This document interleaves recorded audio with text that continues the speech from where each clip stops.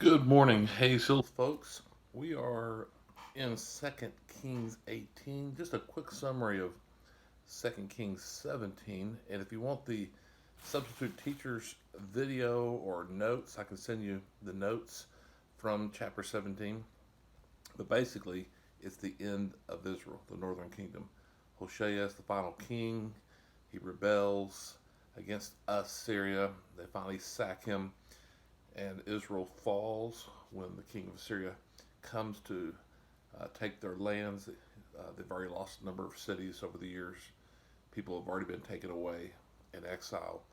And now Samaria finally falls. And then chapter 17 spends a lot of time talking about why, the theological basis for God abandoning finally uh, Israel. And it talks about how the Israelites, the northern kingdom, were relocated, and how Assyria brought in others, outsiders, Gentiles, to settle in Samaria, in that region. And so it just talks about the idolatry and the lack of fear of the Lord that led to the final destruction of Assyria. Now we'll come to our study today. This is chapter 18 of Second Kings. Again, if you want the notes or the video from that, I think I can get the video to you. Just email me, david@hayeshills.com. Just quickly, an overview. You need to kind of know the big kingdoms, empires. I mean, there was a lot of intrigue and a lot of iffy battles that finally went the right way to make these massive empires, successful empires. So it wasn't a matter of they were preordained in the sense of it was easy. So 922 BC, just giving you a giant 40,000 foot view. 922, the kingdom split. Israel split into Israel and Judah. Assyria arises during this period of time after the split of the kingdoms. It continues to rise and continues to be successful after some battles. So in 722, Israel is taken away. So you got Assyria as the first major empire, not of the region, but just of this era. And then comes Babylon. They were under Assyria, but they finally, with the Medes, rose up. This is a Neo Babylon kingdom, and it rose up and dominated. And so in 585, Judah finally was taken away by Babylon. So you have Assyria, and then Babylon, and then Persia shortly after that. Not too many years after that, about 40 or so, defeated Persia, defeated uh, Babylon. So Assyria, Babylon, then the empire of Persia. And Persia had a policy allowing the exiles to return home. So that would be the return. About 539 uh, was when the exiles were allowed to begin returning and rebuilding the temple and the walls under Ezra and Nehemiah. Then that's kind of where the Old Testament ends. After the Old Testament ends, you have Alexander the Great, 323 AD, when he died after expanding Greek culture and his empire all over the known world. When he died, his kingdom was split into four. Two of those kingdoms were important to Israel.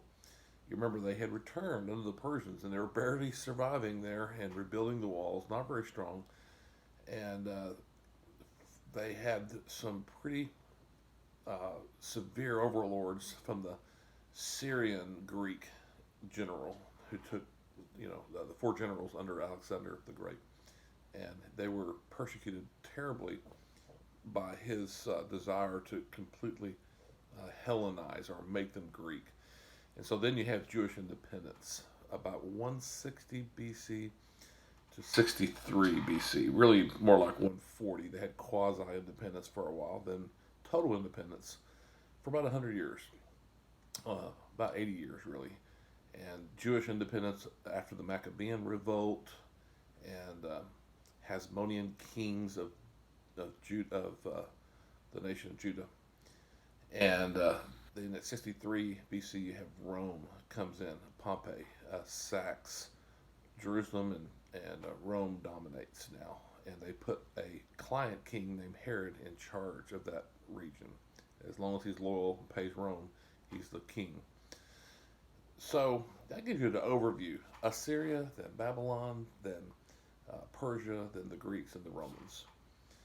2 Kings 18, in the third year of Hoshea, son of Elah, king of Israel, Hezekiah, the son of Ahaz, king of Judah, began to reign. He was 25 years old when he began to reign, and he reigned 29 years in Jerusalem. His mother's name was Abi, the daughter of Zechariah, and he did what was right in the eyes of the Lord according to all that David his father had done. He removed the high places and broke the pillars and cut down the Asherah, and he broke in pieces the bronze serpent that Moses had made. For until those days the people of Israel had made offerings to it. It was called Nehushtan. He trusted the Lord, the God of Israel, so that there was none like him at all among all the kings of Judah after him, nor among those who were before him. For he held fast to the Lord. He did not depart from following him, but kept the commandments that the Lord commanded Moses. And the Lord was with him. Wherever he went out, he prospered. He rebelled against the king of Assyria and would not serve him. He struck down the Philistines as far as Gaza and its territory, from the watchtower to the fortified city. The things said about Hezekiah here are only said about him, and then possibly Asa, and then also Josiah. Those three kings, it speaks of them doing what was right in the eyes of the Lord according to their father David. So he's very rare league of kings who were righteous. He was so righteous that he, unlike so many other kings, he did pay attention to these rural high places that were once Yahweh worship sites, but when the temple was built, they sort of converted to pagan worship, fertility cults, very evil fertility cults. And he tore these down. I'm sure that was a shock. It was a huge shock after many centuries of people, being polytheistic effectively and secretly worshiping these fertility cults at these fertility cults. So it caused a lot of controversy, I'm sure. We find that out later. And then, for the first time since Numbers 21, the brass serpent that Moses had lifted up under the command of God, when the serpents were biting the Israelites because of their complaining, God said, if you lift this serpent up, this brass serpent on this pole, then the people will be healed who look to it. Paul even makes a quick reference to it, I think in 1 Corinthians, Jesus made reference to this in John 3 when he's speaking there in John chapter 3. And he said, just as the brass serpent was raised in the wilderness and all who looked to him were healed, so all Jesus, the Son of Man, will be lifted up, and all who look to him will be saved. Something like that. I'm sorry, I'm paraphrasing. So Jesus makes reference. So just as the serpent was cursed, Jesus was a cursed object of God's wrath, taking the wrath of sin. So Hezekiah is tremendously successful in religion and purifying the religion, the worship of Yahweh. His father was the worst king, Ahaz. How did he become a righteous king? Well, he was raised by his mentor, Isaiah. And Isaiah has a huge role in Hezekiah's reign. So, we can find out more about Hezekiah's success. 2 Chronicles, as is typical, takes a lot more time to speak of the southern kingdom. And so you have, I think, like 3 chapters in 2 Chronicles that goes into detail of how Hezekiah cleansed the temple, rebuilt the temple, repaired it, reinstituted the Passover. He himself offered many offerings, and there was a kind of revival that took place of faithfulness to Yahweh. And so just a lot more detail in 2 Chronicles, whereas 2 Kings is much more concise.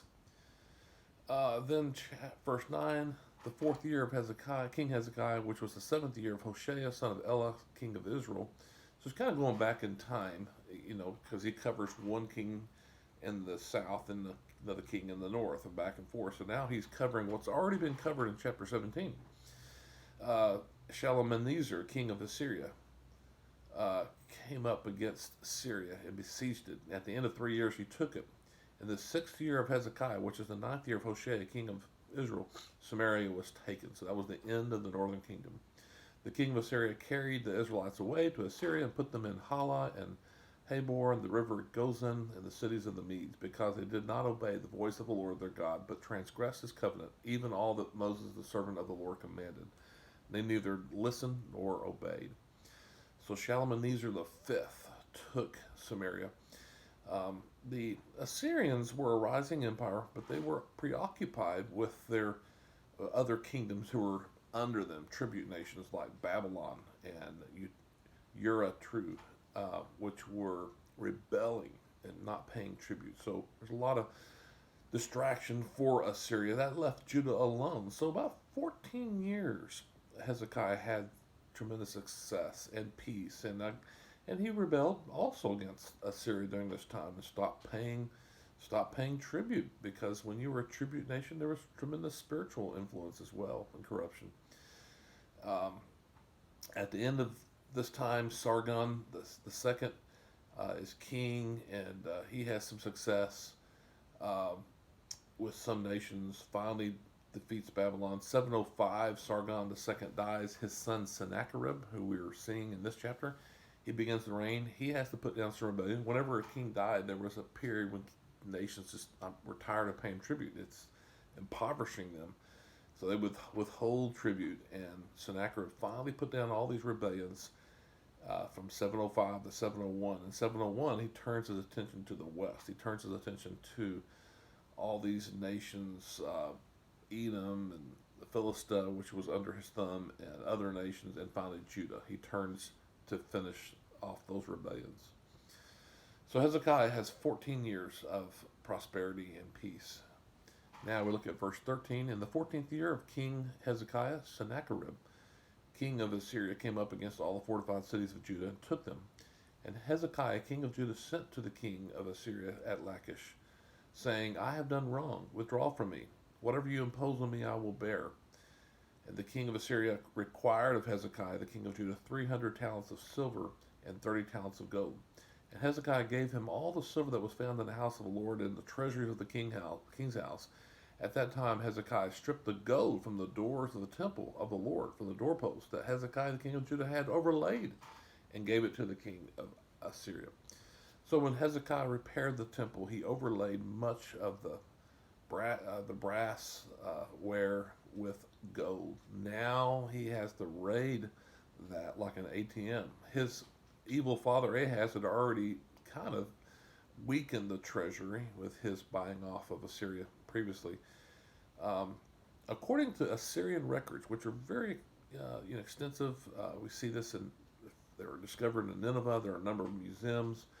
The Assyrian records greatly confirm the biblical account. The Assyrian records speak of the Assyria sacking Tyre and replacing the king there with the Assyrian king. And then smaller nations began to be afraid again of Assyria, so they began paying tribute. Moab, Ammon, Edom, many others, to Philistine towns. Philistia was a ally of Assyria and paid tribute. And Hezekiah defeated them and took their king to Jerusalem, the Philistine king. So the king of Assyria is coming to get those territories back, to get those nations paying tribute again. And sure enough, as he invades west, many cities run to him and pay tribute quickly.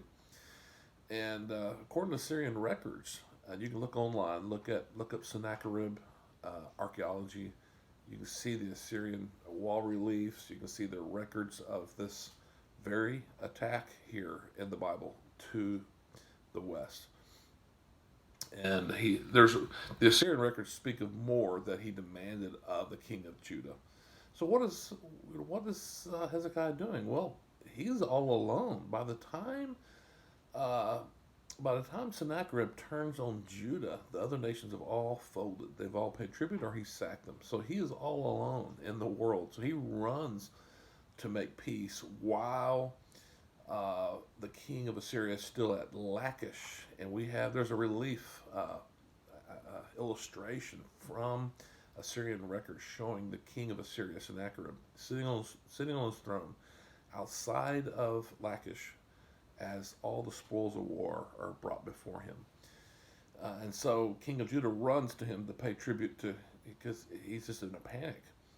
And he attempts to appease Sennacherib before he comes to Jerusalem. Lachish is a Jewish city, a heavily fortified Jewish city.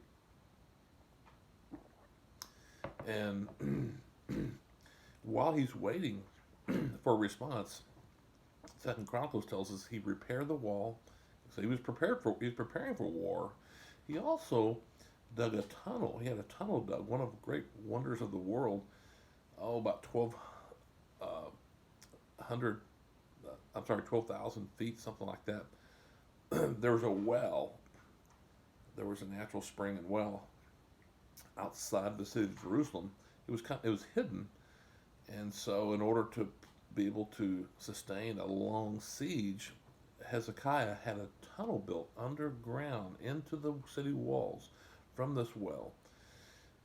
And that well is one of the archaeological sites today that people can see. You can go below the streets of Jerusalem and see that tunnel that was built. Look at it. Look at pictures. Look up Hezekiah's tunnel, and you'll see some tremendous pictures. Some time passed here. Some time passed. We don't know if years or months, while they're waiting to see if the king of Assyria, who's in Judah, he's not too far away, if he'll accept the tribute and be appeased or not. Some people think there's two invasions, that the king of Assyria took these and went back home and left Judah to be a tribute nation. Others think, no, it looks like it's just the same invasion. He just takes the tribute, he takes the wealth from the king of Judah and continues invading anyway. He's going to insist that the king of Judah step down, basically, is one theory. And because he's already replaced the king of Tyre and of Babylon. Verse 17, and the king of Assyria sent Tartan, that is not a name, that's a title of a general, chief general, and Rabsaris, which means chief eunuch, that means a high official, and Rabshakeh, that's the chief cupbearer, with a great army from Lachish to King Hezekiah at Jerusalem. And they went up and came to Jerusalem. And when they arrived, they came and stood by the conduit of the upper pool, which is on the highway to the washer's field. And when they called for the king, there came out to them Eliakim, the son of Hilkiah, who was over the household. He'd be like the chief of staff for the king of Hezekiah. Shebna, the secretary, and Joah, the son of Asaph, the recorder. So these three guys, top officials from Assyria, came from nearby Lachish, where the king had already defeated Lachish, and they demand to have a word with the king of Judah, which would be very undignified for three officials to consider themselves equal to a king. So the king sends his own representatives instead of going himself, of course. And by the way, the book of Isaiah covers these events. Isaiah 36 to 39, almost word for word in many places, covers the exact same event. So the writer of Kings apparently drew from Isaiah's account of this invasion by Sennacherib. In verse 19, and Rabshakeh said to them, say to Hezekiah, thus says the great king, the king of Assyria, on what do you rest this trust of yours? Do you think that mere words are strategy and power for war? Do you think mere words are strategy or power for war? In whom do you now trust that you have rebelled against me? Behold, you are trusting now in Egypt, that broken reed of a staff that will pierce the hand of any one man who leans on it. Apparently, Egypt was making promises, as they typically did, to nations that rebelled against these larger powers, because Egypt thought that if they promised aid, maybe they would rebel and hold back their opponents. He goes on to say, such is the king of Egypt to all who trust in him. But if you say to me, we trust in the Lord our God, is it not he who chose high places? And is it not he whose high places and altars Hezekiah removed, saying to Judah, to Jerusalem, you shall worship before this altar in Jerusalem? That tells you right now that Hezekiah tearing down those high altars that were Yahweh worship, but they became pagan, that was controversial, and there was probably an Assyrian political party within Judah, and the king of Assyria had heard about this uh, great controversy of these high places taken down, and so he blames that on the fact that the Lord, the God of Judah, is not really for Hezekiah. Come now, make a wager with my master, the king of Assyria. I will give you 2,000 horses if you are able on your part to set riders on them. It's sort of a mockery. Hey, I will give you 2,000 horses, and that implies that Judah did not have even 2,000 trained cavalry. Um, how then can you repulse a single captain among the least of a master's servants when you trust in Egypt for chariots and for horsemen? You're not even equipped. The Assyrian king is saying to these three officials, we have surplus. You're not even equipped to do battle. Verse 25. Moreover, is it without the Lord that I have come up against this place to destroy it? The Lord said to me, go up against this land to destroy it. So this is psychological warfare. This is propaganda. But the king of Assyria probably did consult Yahweh, in his own way. That was typical of ancient people. When they invaded a land, they would try to do divination or consult the gods of that land, getting their favor. Superstition. And he claims that the god of the land said to come up, but he's ignorant, because God is going to do something different this time. He did give Israel into the hands of Assyria. And then Eliakim, the son of Helkai, and Shebna and Joah, these are the Jewish officials, said to the Rabshakeh, please speak to your servants in Aramaic, for we understand it. Do not speak to us in the language of Judah, within the hearing of the people who are on the wall. So Aramaic was the international language of diplomacy and business. These Jewish men, these are high officials of Hezekiah, they knew Aramaic. But the people of Israel, the common people, didn't know it very well. They spoke Hebrew. But Rabshakeh said to them, has my master sent me to speak these words to your master, to you, and not to the men sitting on the wall who are doomed with you to eat their own dung and to drink their own urine? That's rough soldier talk, but it's pretty accurate. That's kind of the horrible, horrible things that would happen during a long siege. So they're speaking in Hebrew, and they're speaking loud enough that the people on the walls watching this little diplomatic mission take place would be shaken by these threats. It's psychological warfare. Verse 28, then Rabshakeh stood and called out in a loud voice in the language of Judah, hear the word of the king of Judah, the great king, the king of Assyria. Thus says the king, do not let Hezekiah deceive you, for he will not be able to deliver you out of my hand. Do not let Hezekiah make you trust in the Lord by saying the Lord will surely deliver us, and the city will not be given into the hand of Assyria. So he knows Hezekiah's not up to par militarily.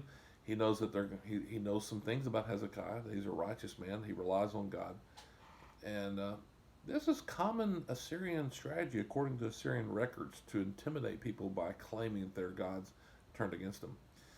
Then verse 31, do not listen to Hezekiah, for thus says the king of Assyria, make your peace with me and come out to me. Then each of you will eat of his own vine, and each one of his own fig tree, and each one of you will drink the water of his own cistern, until I come and take you away to a land like your own, a land of grain and wine, a land of bread and vineyards, a land of olive trees and honey, that you may live and not die. So he knows that people of Judah know that it's a very common policy of Assyria to deport people. So he knows he's not going to be able to lie about that. But he will lie about, well, deportation is not too bad. You actually go to a place that's, really luxurious. This is kind of the promises Hitler and Nazis made to some Jews to get them to be deported to concentration camps. He says, do not listen to Hezekiah when he misleads you by saying the Lord will deliver us. Has any of the gods of the nations ever delivered his land out of the hand of the king of Assyria? Wow, they are really full of pride now. They're filling their own oats. They've had a lot of success. They can't imagine that any other land, and gods were considered to be attached to certain lands. They can't imagine any land with their gods. since none have overcome the king so far, he's been able to put down rebellion. They're putting that out there as a threat and a reminder. Where are the gods of Hamath and Arpad, these Syrian kind of era city states that they destroyed? Where are the gods of Shepharim, Hena, and Iva? Have they delivered Samaria out of my hand? Who among all the gods of the lands have delivered their lands out of my hand, and the Lord should deliver Jerusalem out of my hand? This is psychological warfare. They didn't understand true monotheism, and so they're thinking from their theology that the gods of the lands were worshipped. The gods of the lands reflected the armies of the land. So if you defeated a nation, then your gods were better than their gods. That was their polytheistic theology, their presupposition. And so they thought, well, we have great wealth and prestige and success. That means our gods are better than their gods. They didn't understand the God of the Bible, Yahweh. His ways are mysterious. He's got the intention not of building a great nation, but of sending Messiah. But the people were silent, answered him not a word, for the king's command was, do not answer him. Then Echelhem, the son of Hilkiah, who was over the household, and Shebna, the secretary, and Joah, the son of Asaph, the recorder, came to Hezekiah with their clothes torn and told him the words of Rabshakeh. These officials from Assyria have spoken tremendous blasphemy, comparing Yahweh to any of the other gods of the lands they defeated.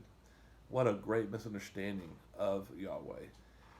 And they come with their clothes already torn. Maybe torn because of that blasphemy, also torn because things don't look good. Judah is all alone in the world, and they come with tremendously bad news that the king of Assyria, he wasn't bought off by the tribute. He took the wealth. He's still coming after you, Hezekiah. He wants surrender. He wants deportation. A tremendous test of faith. Will God, the invisible Lord that the Jews worship, would he actually perform a rescue in a practical, real world situation? This is a tremendous test of faith, and everybody's waiting. The Assyrians are waiting for an answer. The people sitting on the wall, the defenders of Jerusalem, they're waiting for an answer. We're waiting for an answer. The writer of Kings sets us up for this intense tension here, waiting to see what will Hezekiah say with Isaiah's help, and how will God actually give aid in a miraculous way? So tremendous test of faith that speaks through our time. Let's pray. Father, thank you for this lesson in chapter 18, and help us to see, to look to you, and to be radiant, and to be full of hope, and be full of faith, and not fear, only fearing you, for you're the God of this universe. And we thank you for the biblical lessons from the people of Judah. We commit these lessons in your honor, in Christ's name. Amen. All right. Thank you very much. God bless you.